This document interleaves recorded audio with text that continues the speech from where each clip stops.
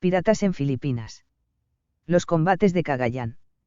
Esta podría ser la típica historia de unos pocos españoles enfrentándose contra unos piratas, solo una más, pero esta es diferente porque tiene todos los ingredientes para que un avispado productor de cine la convirtiera en una película de éxito: lugar remoto como las Filipinas, un enemigo exótico, los Wako japoneses, y como personaje principal, un hombre envejecido por el tiempo, el mar y la guerra, Juan Pablo de Carrión. Antecedentes. En 1575 Juan Pacheco de Maldonado era más explícito al señalar que los japoneses llegaban cada año a Luzón para intercambiar plata por oro, siendo tres sus principales destinos: Cagayán, Lingayen, en Pangasinan, y Manila. Las noticias que llegaron poco después, en 1580 y 1581, señalaban que los japoneses estaban haciendo algún daño a los nativos, y ya, en 1582, se habla claramente del pirata Taifuzu que se aprestaba para ir a Cagayán con 10 navíos. La colonia de japoneses en Manila, José Eugenio Borao.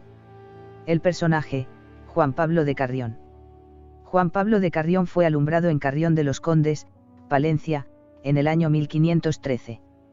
El grueso de su vida militar transcurrió en gran medida en el Pacífico, en una época en la que los dominios españoles se extendían al norte de dicho océano hasta Alaska, mientras que al oeste incluían las Filipinas y una multitud de islas, cuando la unión con Portugal hizo del Pacífico un lago hispano.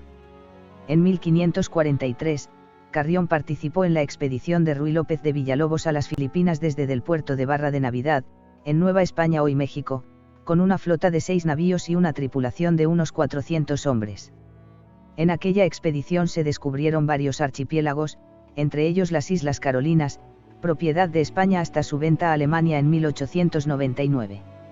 Más tarde alcanzaron unas islas ya descubiertas por Magallanes, las denominadas Islas de Poniente o Archipiélago de San Lázaro, pero que los españoles rebautizaron como Filipinas en honor al príncipe Felipe, futuro Felipe II. La expedición siguió navegando y, de paso, comerciando con los indígenas, algo que disgustó a los portugueses, tanto que, al poco, Villalobos recibió una carta del gobernador de las Molucas exigiendo una explicación de la presencia de la flota en territorio portugués, a la que éste respondió que no entendía la ofensa, pues se encontraba en territorio de la Corona de Castilla. Pero en aquellas tierras Portugal no era el principal problema. Expulsados por los nativos hostiles, el hambre y un naufragio, Villalobos se vio obligado a abandonar y dirigirse a las Molucas, donde murió prisionero de los portugueses. Entre los 117 supervivientes se encontraba Juan Pablo de Carrión, quien regresó a España, donde se convirtió en tesorero del arzobispo de Toledo Juan Martínez Siliceo hasta 1560, aproximadamente, cuando partió a Nueva España. Allí fue comisionado en el astillero de Puerto Navidad, colaborando con la mítica expedición de Andrés de Urdaneta con el galeón San Pedro y el tornaviaje desde Filipinas. Establecido en Colima, se casó por segunda vez, por lo que fue acusado de bigamia y de judaizante, motivo por el que le fueron embargados todos sus bienes y tuvo que volver a España para defenderse. Tras este contratiempo, en 1577 se dirigió a Filipinas como general de armada. Llegó así el año 1582. Carrión tenía 69 años y estaba a punto de enfrentarse a un enemigo muy diferente contra el que había peleado, los Wako. ¿Quiénes eran los Wako? Eran piratas de origen principalmente japonés, aunque en las tripulaciones se mezclaba gente de todas partes, que asolaron las costas de China desde tiempos medievales hasta bien entrado el siglo XVI.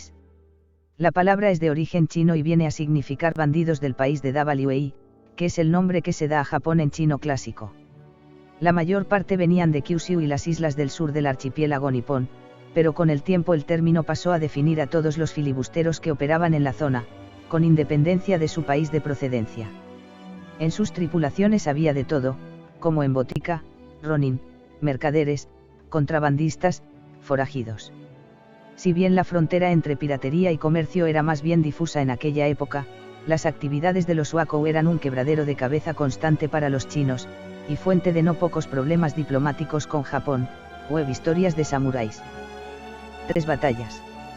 Junio de 1582. La flota española, escasa pero valiente la galera Capitana, el navío ligero San Giuseppe y 5 bajeles pequeños zarpó de Manila y fue bordeando la isla de Luzón hacia la provincia de Cagayán, situada en el extremo norte, donde se enfrentaría a los piratas hasta en 3 ocasiones, siendo solamente uno o dos los combates directos contra las tropas del temido Taifuzu, también referido como Taifusu o Taifuzu, Taifusa.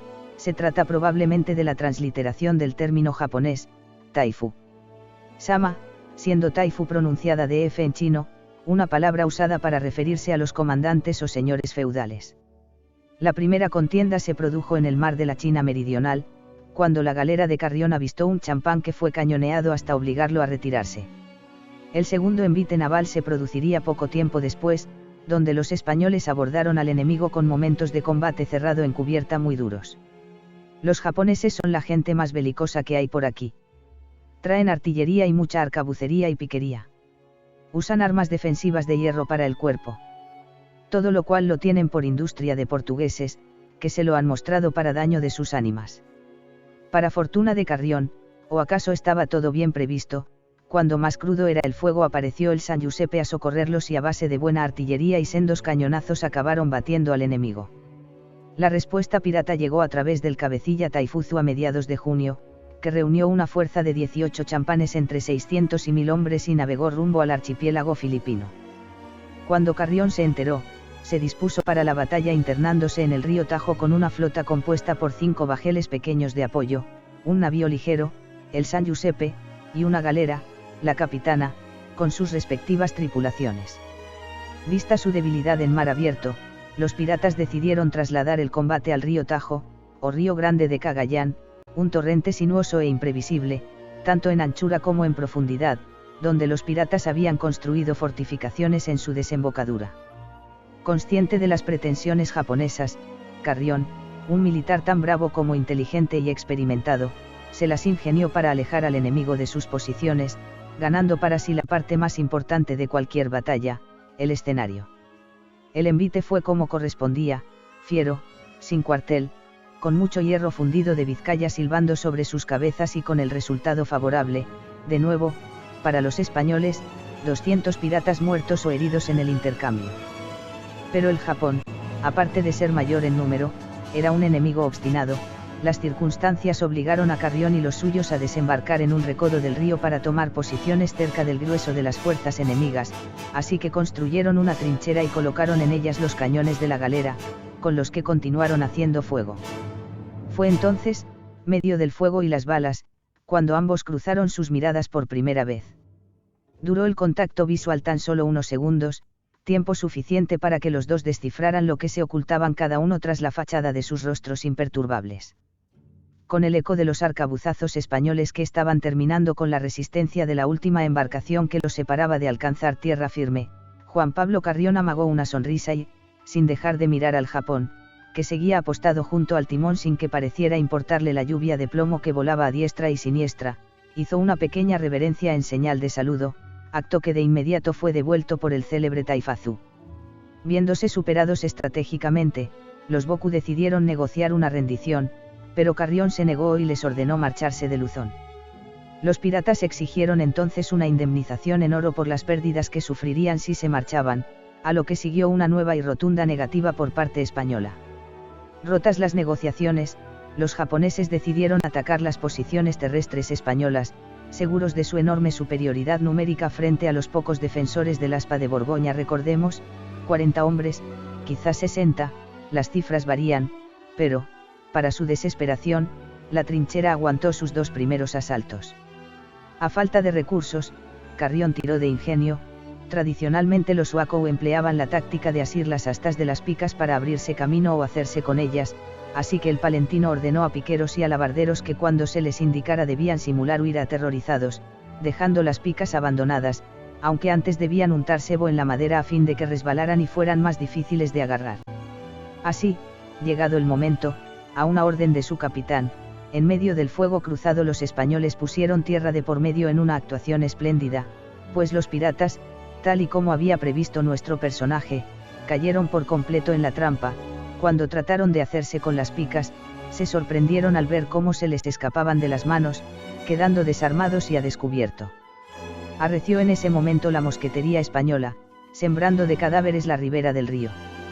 A estos asaltos, todos frustrados, le seguiría un último intento pirata, completamente desesperado y con las reservas de pólvora de ambos bandos prácticamente agotadas. Sería aquel una lucha cuerpo a cuerpo en las mismas fortificaciones toledanas contra katanas, morriones contra kabutous, pero el resultado volvió a ser la victoria española. Aunque los españoles habían perdido ya al menos 10 soldados, las bajas japonesas a estas alturas eran mucho mayores, por lo que estos terminaron por desistir y retirarse. No contentos con la victoria, los españoles salieron en su persecución, abatiendo a otros muchos piratas, aunque otros tantos consiguieron salvarse gracias a que el menor peso de sus armaduras les permitía correr más rápido. Los españoles se hicieron con las curiosas armas que habían quedado sobre el campo de batalla como trofeo, de ahí que se diga, quizás erróneamente, que aquel fue el primer combate entre españoles y samuráis, cuando lo que realmente sucedió fueron varias trifulcas entre españoles y piratas japoneses. Más allá de los piratas. Pacificada la región, y ya con refuerzos, Carrión fundó en la zona la ciudad de Nueva Segovia, hoy Lalo.